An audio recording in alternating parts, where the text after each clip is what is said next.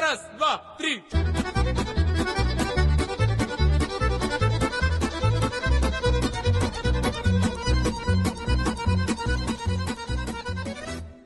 Bonjour à tous et bienvenue dans une nouvelle émission de Gare de l'Est.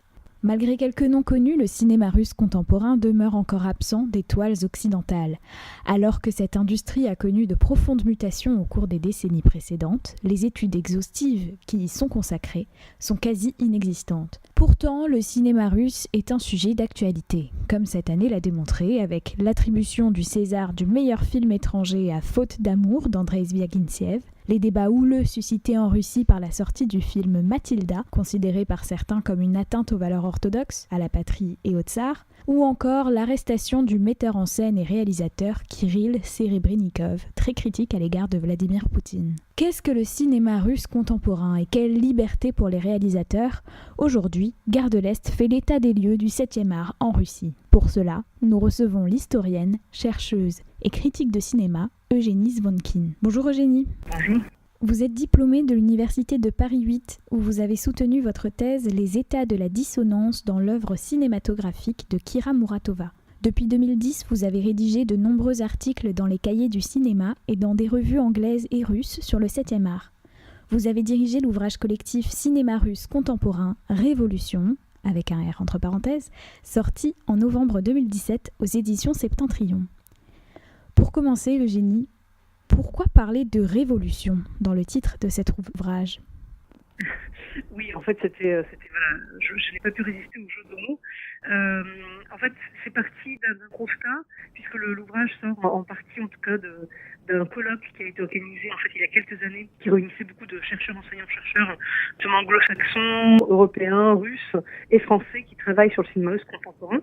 Ce qui est sorti de ce colloque, entre autres, c'est le constat que si on avait cru dans les premières années après la perestroïka qu'on avait basculé d'un monde qui était le monde soviétique vers un monde totalement nouveau qui était le monde post-soviétique, avec le recul des années, on se rendait compte que finalement, il y avait peut-être plus de l'évolution que de révolution entre ces deux moments-là. Voilà. Et après, il s'est trouvé par un total hasard calendaire que le livre est sorti juste pour fêter les 100 ans de la révolution russe. Donc ça tombait bien. Mais voilà, ce jeu de mots venait initialement de ce constat que ce qu'on considérait souvent comme des révolutions étaient en fait plutôt des séries d'évolutions, puisque l'ouvrage montre aussi justement que le cinéma russe contemporain a encore beaucoup de liens avec son prédécesseur soviétique. Alors, puisque vous parlez également d'évolution, revenons sur les prémices du cinéma russe. Quand est-ce qu'apparaissent les premières salles de cinéma en Russie ? Alors, les premières salles de cinéma en Russie, c'est effectivement le début du XXe siècle. En fait, dans l'ouvrage, il y a un texte, le premier texte, celui qui ouvre l'ouvrage, c'est celui de Joël Chaperon, qui en fait revient sur l'histoire de la diffusion des films en Russie. Initialement, la commande que je lui avais passée, c'était simplement sur la période post-soviétique, et il a totalement débordé la commande, puisqu'en fait, il a commencé aux origines de la distribution du cinéma en Russie, donc très révolutionnaire. Et j'avoue que comme une recherche aussi exhaustive, aussi précise n'avait pas encore été faite ou publiée jusque-là, je n'ai pas pu résister. Et donc, c'est ce qui ouvre l'ouvrage, c'est cette espèce de panorama comme ça, qui permet aussi de comprendre justement les logiques d'évolution de cette diffusion de cinéma en Russie, en partant de la pré-révolution jusqu'à aujourd'hui. L'industrie cinématographique était-elle privée à ses débuts ? En Russie ? Oui. C'est-à-dire que très vite, alors on connaît très bien le fait que Lénine a soutenu le cinéma, mais avant lui, Nicolas II était également assez friand de cinéma. Il a également soutenu la propagation du cinéma en Russie. Donc oui, tout à fait, c'était tout de suite un art qui a quand même attiré et intrigué. Et c'était un art qui s'était quand même développé de façon assez phénoménale en Russie avant la Révolution. En fait, ce qu'il faut comprendre, c'est que par exemple, même si on est dans un système aujourd'hui très différent de l'époque soviétique, le cinéma russe est encore très soutenu par l'État. C'est-à-dire, et ça on le comprend très bien dans les deux premiers articles en fait de l'ouvrage, dans celui de Joël Chaperon et aussi celui de Maria Vogt, qui explique très très bien ça. C'est justement la relation en fait entre l'État et le cinéma. C'est que encore aujourd'hui, donc l'État investit énormément d'argent dans le cinéma, par le biais du ministère de la Culture, par le biais d'une institution qui s'appelle Fonds Kino, qui va à la fois soutenir la production de films, mais l'État va aussi investir dans la construction de salles, dans la diffusion des films, et va même se mêler un petit peu, par exemple, des questions de distribution, dans une logique assez protectionniste. C'est-à-dire qu'aujourd'hui, par exemple, l'État assez ouvertement va soutenir plutôt les films nationaux au dépit des films occidentaux, par exemple, quand il s'agit de blockbusters ou de films commerciaux. Les productions nationales arrivent-elles à faire concurrence aux productions étrangères ? Je pense notamment aux blockbusters américains qui génèrent de nombreuses entrées dans le pays. Il faut imaginer que la machine hollywoodienne, elle est quand même hyper puissante. Et il faut aussi comprendre que dans les années 90, surtout, il n'y avait pas du tout de compétition du côté russe. Donc évidemment, le cinéma hollywoodien a occupé une grande place dans la pratique visuelle, cinématographique des gens. Donc il y a effectivement aujourd'hui une vraie volonté de revenir un petit peu là-dessus et de permettre aux films russes à visée commerciale d'être des vrais succès. Et certains d'ailleurs sont des véritables succès et qui marchent très très bien en Russie.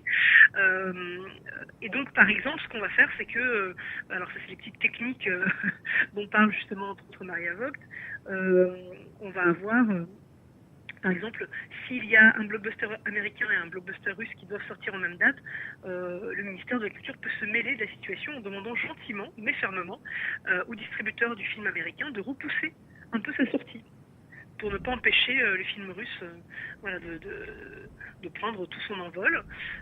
Ou encore, par exemple, ce qu'on va le retrouver dans les visas de censure, enfin les visas de sortie des films, parce que, par exemple, un film avec un peu d'action, un peu de sang, un peu de tout ça, russe, va avoir une limitation 6+, donc en fait très très peu limité en termes d'âge, évidemment, donc ouvert surtout à tous les adolescents qui sont surtout friands de films d'action, et à l'inverse, un film américain un peu du même style risque d'avoir un 16+, donc on voit bien ce que ça change. Alors, je voulais parler de Vladimir Medinsky qui en 2012 a été nommé ministre de la Culture, fonction qu'il n'a jamais quittée depuis, et peu après sa nomination à la tête de ce ministère, c'est lui qui a introduit cette loi sur la protection des enfants contre les informations portant préjudice à leur santé et à leur développement, qui permet aujourd'hui de classer les films en fonction des catégories d'âge. Qui détermine ce classement ? Est-ce que c'est un choix qui n'est pas toujours indépendant du gouvernement ? Alors, sauf erreur de ma part, je crois que c'est effectivement le ministère de la Culture qui donne ce visa. Ou en tout cas, si ce n'est pas le cas, c'est un organisme qui évidemment dépend de ce ministère. Et oui, alors là, vous touchez en même temps à autre chose, c'est-à-dire que il y a deux éléments là à prendre en compte. D'une part, effectivement, bien sûr, les visas de sortie, n'est pas fait en toute innocence, on le sait très bien, mais qu'en plus aujourd'hui, c'est vrai que peu à peu, l'État russe prend de plus en plus de dispositions légales visant en fait à censurer le cinéma. Et là, je crois que ça n'a vraiment pas d'autre nom que la censure, c'est-à-dire c'est des vraies lois qui interdisent un certain nombre de choses. Donc il y a effectivement cette idée de la protection de l'enfance qui est assez floue. Et on aime bien évidemment les lois un peu floues, parce que plus c'est flou, plus évidemment ça peut être usé et abusé pour faire ce qu'on veut.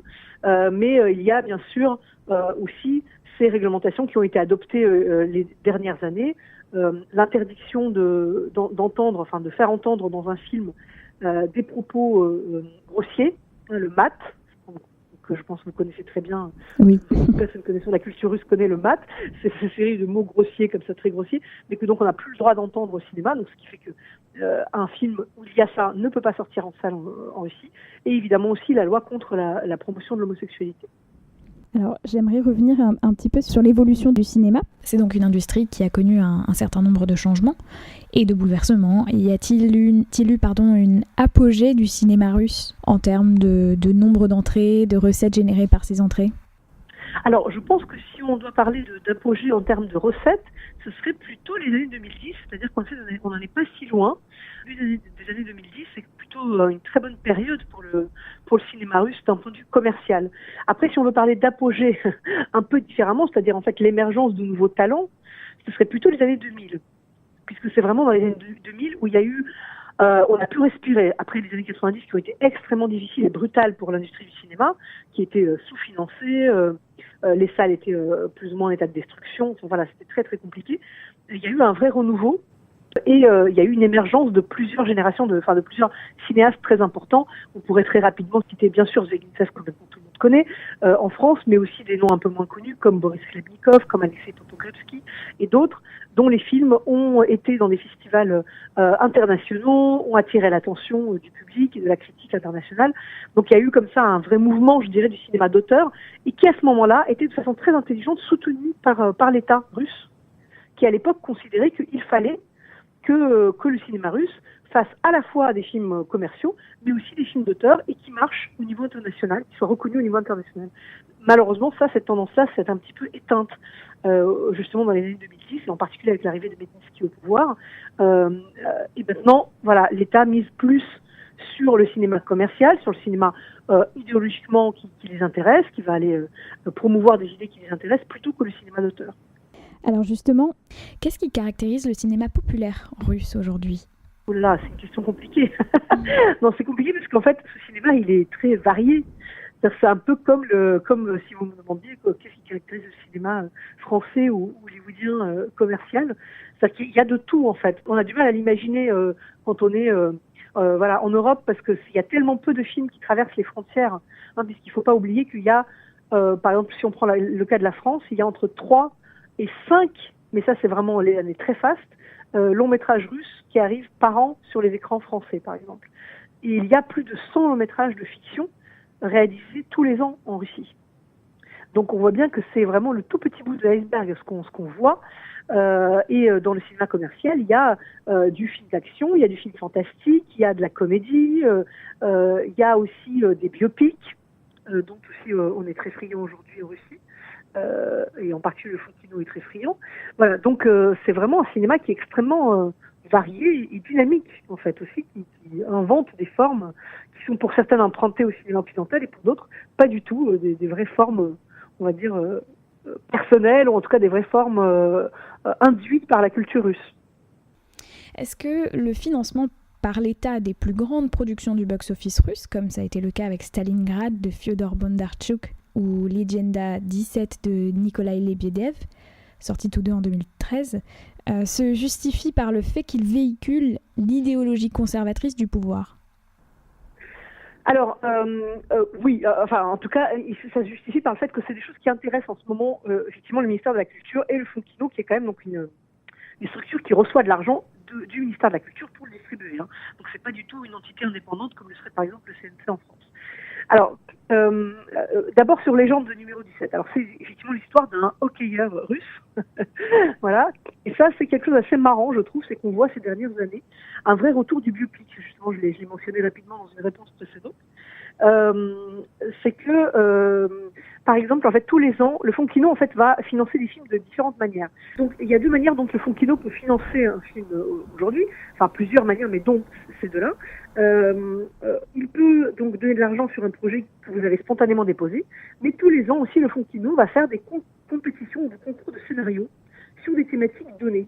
C'est-à-dire qu'il va donner une série de thématiques sur lesquelles ça l'intéresse de financer un film, qui est une manière de motiver les gens, évidemment, à écrire sur certaines thématiques. Et on voit bien qu'en fait, dans ces thématiques proposées, il y a souvent des biopics, justement, de grands écrivains, de grands hommes politiques, de grands sportifs. Voilà, donc il y a quelque chose comme ça d'une idée de promouvoir, finalement, l'histoire de la Russie par ces grands hommes. Voilà, qui est une idée, finalement, assez classique. Mais donc, Légende numéro 17, de ce point de vue-là, s'inscrit complètement dans cette logique. Alors, Stalingrad, c'est un petit peu autre chose. Stalingrad, c'est vraiment, ça a un rapport, je dirais, direct avec la culture de la Seconde Guerre mondiale que développe de manière extrêmement cohérente et suivie le gouvernement Poutine depuis un certain nombre d'années, puisqu'il s'agissait, entre autres choses, de vraiment redorer le blason de l'histoire russe et de trouver aussi des moments comme ça historiques pour lesquels toute la population pourrait finalement se réunir dans un grand élan, on va dire, commun, émotionnel et idéologique, etc. Et la Seconde Guerre mondiale a été choisie comme un de ces moments-là. Donc on sait que tous les ans, pour fêter la victoire, le 9 mai, etc. Aussi, c'est le 9 mai, on va organiser tout un tas de choses. Vous connaissez probablement ce phénomène de le bataillon immortel. On va porter en fait les photos de tous les gens qui sont décédés pendant la guerre. Donc il y a toute une série comme ça de gestes ritualisés autour de la Seconde Guerre mondiale. Et donc finalement, on va aussi évidemment soutenir la production de films qui héroïsent énormément ce moment historique. Et donc Stalingrad s'inscrit vraiment pleinement dans cette logique-là. Et alors, justement, en parlant de la guerre, en particulier la Seconde Guerre mondiale, qui tient une place très importante dans le cinéma russe, dans votre ouvrage, Brigitte Brumers écrit qu'à chaque commémoration de la victoire, les sorties de films sur la guerre abondent, mais que la vision de la guerre, elle, a changé d'année en année. En quoi la guerre est-elle traitée différemment dans le cinéma contemporain russe, selon vous ? Eh bien justement, oui, vous faites particulièrement référence à l'article de Birgit Brumers, effectivement, qui parle de ça, et qui analyse très finement la manière dont en 10 ans, puisqu'elle prend en fait les années 2005 puis 2015, qui sont effectivement des anniversaires comme ça de la victoire, pour montrer à quel point justement va évoluer justement la manière de présenter cette victoire, et donc va justement se profiler entre autres ce parti pris idéologique qui consiste à choisir ce moment historique-là comme un moment de ralliement comme ça populaire dans l'histoire de la Russie. Et en même temps, c'est très intéressant aussi parce que, par exemple, elle constate que en 2005, c'était beaucoup des séries. Donc, c'était aussi beaucoup, évidemment, le format de la série qui est plus long permet aussi, par exemple, de rentrer plus dans le détail des choses, plus dans la contradiction des personnages. Et qu'on va, là, aller maintenant, en 2015, plus vers le blockbuster, justement, c'est-à-dire le film plutôt hagiographique, plutôt très, qui va affirmer les choses et qui va aussi représenter la guerre de façon tout à fait différente, beaucoup plus. Elle, par exemple, quand elle parle de Stalingrad, elle compare le film presque à un jeu vidéo en termes esthétiques. Donc une autre image de la guerre, moins basée sur l'humain et plus basée justement sur cette espèce d'héroïsation, et de grand élan comme ça, d'action à la fois, d'énergie, de vitalité et d'idéologie. D'accord. J'aimerais parler d'Andrei Zvyagintsev, dont nous avons parlé tout à l'heure, et tout particulièrement puisque son film Faute d'amour a reçu le César du meilleur film étranger cette année. Dans votre ouvrage, Marion Poisson de Chaune explique la filiation entre son cinéma à lui et celui du grand réalisateur soviétique Andrei Tarkovsky. Qu'est-ce qui rapproche ces deux cinéastes ? En fait, cet article, on en a beaucoup discuté avec Marion Poisson de Chaune, donc je suis ravie qu'elle ait écrit ce texte pour cet ouvrage. En réalité, le texte va plutôt montrer l'inverse, plutôt montrer la non-filiation plutôt que la filiation. Le texte est parti justement du fait qu'il apparaissait de façon très très évidente à la lecture de la réception critique des films de Zvyagintsev que très rapidement il a été assimilé, en Occident en particulier, à une espèce d'héritage comme ça. Ce serait l'héritier de Tarkovsky. Alors évidemment, il y a des choses qui ont fait que ça s'est passé. C'est évidemment un certain rapport justement au rythme cinématographique, un cinéma assez contemplatif. C'est évidemment aussi parce que le démarrage, les débuts de Zvyagintsev et de Tarkovsky se ressemblent de façon étonnante, puisque tous deux obtiennent en fait le Lion d'Or à Venise pour leur premier long-métrage qui traite d'enfance. Enfin, voilà, il y a tout un tas de choses qui ont fait que, évidemment, il était tout à fait compréhensible que les critiques et les journalistes se ruent, on va dire, dans cette idée de filiation. Et là, pour le coup, alors tout à l'heure on parlait d'évolution-révolution, là pour le coup on a souhaité nous marquer la rupture plutôt, c'est-à-dire montrer justement en quoi Zvyagintsev fait bien autre chose que ça. Et en particulier là où il est bien autre chose que ça, c'est que c'est un cinéaste qui travaille également beaucoup la question justement sociale.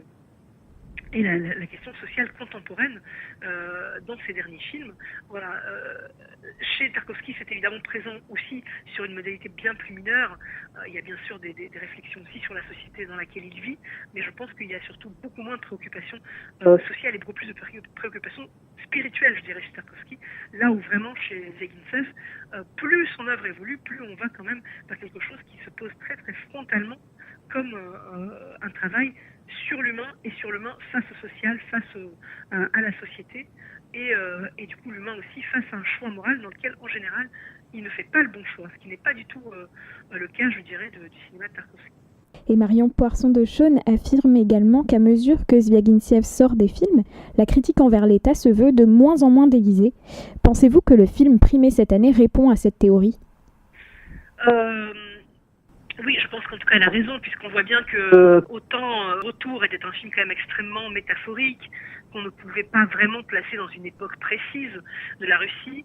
Le bannissement, c'était encore plus que ça, puisque volontairement il avait pris des acteurs de différentes origines pour encore plus brouiller les pistes, donc il n'y avait pas de rapport comme ça très très direct à la Russie contemporaine. Et à partir d'Elena, vraiment ça change.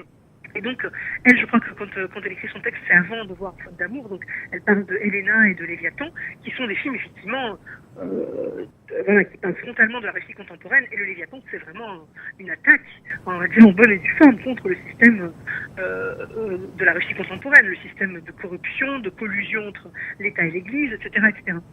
Dans le dernier film, je pense qu'il y a ça aussi. Je pense qu'il y a aussi autre chose. C'est-à-dire que il serait regrettable, à mon avis, de réduire Zvyaginsev simplement à un cinéaste qui ne fait que dénoncer une structure sociale ou une corruption d'État. Je pense qu'il y a de ça, mais je pense que le film montre aussi bien autre chose. Je pense qu'il montre, il montre une société dans laquelle, en tout cas, les gens ne savent plus très bien s'aimer, ça, clairement. Mais ça pourrait en fait arriver dans n'importe quel autre pays, pour le coup. Et par exemple, dans le film, autant on voit en effet le désengagement de l'État, puisque de fait la police ne fait absolument rien pour aider à retrouver l'enfant disparu, mais à l'inverse, on va voir apparaître de bénévoles, qui est assez incroyable, sur lequel d'ailleurs Zvyaginsev s'attarde très longuement dans le film, et qui va être d'une efficacité absolument redoutable, même s'ils ne finissent pas par trouver l'enfant quand même, mais ils déploient vraiment des stratégies, on est avec eux, on est presque dans un thriller d'ailleurs à ce moment-là, dans le film, et on voit bien que du coup, Zvyaginsev n'est pas dans une dénonciation totalement univoque, en tout cas il montre, je dirais, la Russie contemporaine telle qu'elle est, c'est-à-dire dans toutes ses contradictions et dans toute sa complexité. Et comment est-ce que le cinéma Zvyaginsev est-il reçu par les Russes ? Alors, ça dépend quel Russe. Oui. Non, en tout cas, ces films divisent énormément, ça c'est sûr. Évidemment, toute la critique cinématographique, enfin majoritairement, le soutient, trouve que son cinéma est intéressant. Et il y a évidemment des détracteurs. Mais c'est souvent assez navrant. C'était vraiment beaucoup le cas autour de Léviathan. Je crois que c'est Katerina Souverina qui en parle très bien aussi dans son texte, puisque finalement tout le discours autour du film se résumait à pro-russe, anti-russe, comme si le film n'était que ça, alors qu'on voit bien que le film, on pourrait l'analyser de manières différentes, et qu'il y a une esthétique à travailler, à réfléchir, qu'il y a un rapport à la nature, enfin qu'il y a tout un tas de choses qu'on pourrait discuter du film. Et finalement, en Russie, les débats autour du film se réduisaient beaucoup à c'est inacceptable parce qu'il crache sur la Russie. C'est d'ailleurs ce qu'a dit Vladimir Medinsky lui-même. Hein. Il a dit qu'il ne comprenait pas comment le Fonds Kino avait pu financer ce film, dont tout le propos était de dire que la Russie était un pays merdique, hein, je le cite textuellement. De l'autre côté, les défenseurs qui disaient « mais il dit la vérité, mais il a raison de dénoncer, etc. » Donc finalement, le film était vite réduit à un argument qui n'était plus que politique, alors que je pense que le film est bien plus que ça. Alors parlons maintenant de Kirill Serebrennikov. Critique à l'égard du régime de Vladimir Poutine, le metteur en scène et réalisateur a été arrêté en août dernier. Soupçonné de fraude à grande échelle, il est accusé d'avoir détourné près de 70 millions de roubles, environ 1 million d'euros, d'argent public, une somme initialement destinée à un projet théâtral baptisé Plateforme. Cette interpellation a suscité un vif émoi chez les artistes russes. On parle d'arrestation politique, car ces œuvres dérangeaient le pouvoir. Est-ce que l'étau se resserre sur le 7e art ? Êtes-vous optimiste quant à l'avenir du cinéma contemporain russe ? Oui, alors Serebrennikov, malheureusement, oui, c'est un cas particulièrement alarmant. Et je crois que c'est comme ça que ça a été compris d'ailleurs par la communauté artistique en Russie, hein, pas que par les gens du cinéma, mais du théâtre aussi, hein, puisque Serebrennikov, je pense que ce qui a le plus posé problème dans ce qu'il a fait, il s'était beaucoup exprimé contre Poutine, mais par ailleurs, il a aussi fait le film Le Disciple, qui est extrêmement anti-clérical, on va dire, ce qui aujourd'hui en Russie ne passe pas très bien, hein, on sait très bien, encore une fois, la collusion entre la religion et l'État en Russie. Donc tout ça lui a valu effectivement cette inculpation qui concernait en fait son théâtre. Donc évidemment, c'est pas que le cinéma, c'est vraiment, je dirais, le milieu artistique, les milieux artistiques en Russie. Et oui, évidemment, c'est une arrestation purement politique, puisque d'ailleurs le chef d'inculpation a changé en cours de route, parce qu'au départ, il a été accusé avec ses collaborateurs d'avoir détourné de l'argent pour un spectacle qui ne se serait jamais, soi-disant, fait, alors qu'il y avait eu des dizaines de représentations à laquelle avaient assisté des milliers de spectateurs, et que donc il est quand même apparu à un moment que c'était vraiment pas possible de maintenir ce chef d'inculpation. Donc on l'a un petit peu modifié. Voilà, mais donc bien sûr, ça a été perçu comme ça. Ça a été également perçu comme un geste particulièrement fort avant la réélection de Poutine, c'est-à-dire une manière de dire que voilà, les artistes qui se permettaient un petit peu trop de se faire remarquer et de montrer un peu trop d'indépendance d'esprit risquaient gros. Je m'excuse, du coup, je fais un petit aparté pour dire que il n'y a pas que Serebrennikov, en fait. C'est-à-dire que il a été, lui, c'est la figure médiatique, parce que c'est le réalisateur, le metteur en scène, connu en Occident en plus. Donc ça a beaucoup attiré l'attention, mais il a été fauché, on va dire, en même temps que plusieurs de ses collaborateurs, dont donc Malo Brodsky, qui là, heureusement, vient d'être relâché pour être soigné à domicile, mais qui avait été enfermé, lui, pas juste assigné à résidence, enfermé, sans droit de visite de sa femme, sans droit de visite de son médecin, jusqu'à ce que son état de santé se dégrade tellement que je pense qu'on a fini par avoir vraiment très très peur pour sa vie. On a fini par le permettre de rentrer chez lui. Voilà. Mais donc c'est pour dire que c'est encore plus grave que ce qu'on a l'impression, comme ça, de loin en tout cas. Et oui, ça devient aujourd'hui très inquiétant, et d'autant plus, du coup, on peut apprécier et admirer le courage de ceux dans le milieu artistique qui continuent à prononcer ouvertement leurs opinions et à défendre ce en quoi ils croient. Là, vient tout juste de se terminer le grand festival de cinéma russe qui s'appelle Kinotaur à Sochi. Et pendant ce festival, et particulièrement pendant la clôture, de très nombreux figures du milieu cinématographique se sont ouvertement exprimées pour prendre la défense d'Oleg Sentsov, ce réalisateur ukrainien incarcéré depuis 4 ans il a été condamné à 20 ans de réclusion pour un soupçon non avéré de désir de participation à un acte soi-disant terroriste qui aurait consisté à brûler une porte du parti Russie Unie. Voilà, et dont on n'a pas pu avérer qu'il y a participé. Donc je ne sais pas si vous voyez le peu de chefs d'inculpation qu'il y a là. En tout cas, Oleg Sentsov est en pleine grève de la faim en ce moment, depuis plus de 30 jours maintenant, et beaucoup de gens du cinéma se sont exprimés pour le défendre, pour prendre sa défense et pour demander sa relaxe. Et je suis très personnellement admirative de leur courage, parce qu'aujourd'hui on sait que prononcer à voix haute des opinions comme celle-ci, c'est parfois courir un risque. Oui, donc un milieu artistique qui est loin d'être libre aujourd'hui en Russie. Je sais pas si on peut dire qu'il est loin d'être libre, parce que les gens prennent la liberté de faire les choses. C'est juste qu'aujourd'hui, on sait qu'on prend des risques. Voilà, ça, si vous voulez la nuance. Oui. Pas libre, c'est un pays où plus personne ne se permet de dire quoi que ce soit. Ce serait l'époque soviétique des années 50. Mais en effet, aujourd'hui, on sait que quand on prend la parole pour dire des choses qui déplaisent, on prend un risque. Le 26 octobre, le film Mathilda du réalisateur Alexei Ouchitiel est sorti sur les écrans russes, malgré les tentatives de divers groupes orthodoxes, traditionnalistes et personnalités influentes d'en interdire la projection. Alors dès l'annonce de sa sortie, il y a quelques mois, le film avait soulevé une vague d'indignation chez les ultra-orthodoxes pour qui l'œuvre blasphématoire, retraçant l'amourette entre le tsar Nicolas II et la fameuse ballerine, porte atteinte à l'image du dernier tsar de Russie. Pensez-vous, Eugénie, qu'il existe une forme de censure par le public lui-même lorsque les films touchent des sujets sensibles, une sorte de censure sociale? Alors, je vais rectifier un petit peu ce que vous dites. C'est-à-dire que c'est ça et c'est pas tout à fait ça. Ce qui s'est passé, c'est que il y a eu une députée en particulier, Madame Poklonskaya, qui s'est complètement excitée sur ce film, effectivement. Alors, ça, c'est malheureusement aussi un petit peu, je dirais, l'air du temps. C'est-à-dire que les gens se mettent à faire du zèle. Je ne pense pas que quelqu'un l'avait missionné pour le faire. Je pense qu'elle s'est cru missionnée elle-même. Et elle a commencé effectivement à attaquer le film, donc en prétextant que comme Nicolas II avait été sanctifié, on n'avait pas le droit de parler de sa vie de cette façon-là, de sa vie privée, donc c'était blasphématoire. Ce qui est donc a priori pas tout à fait vrai d'ailleurs en termes de règles de l'Église orthodoxe. Et comme elle s'est beaucoup excitée sur le film a subi effectivement pendant la phase de post-production une grande série de contrôles financiers de toutes sortes, etc. Finalement, le film n'a pas été interdit. Non seulement il n'a pas été interdit, mais il a très très bien marché. C'est-à-dire qu'au contraire, d'ailleurs, ce que disaient certains en rigolant, que c'était une magnifique publicité pour le film, le film n'aurait pas aussi bien marché s'il n'y avait pas eu autant de bruit autour de lui.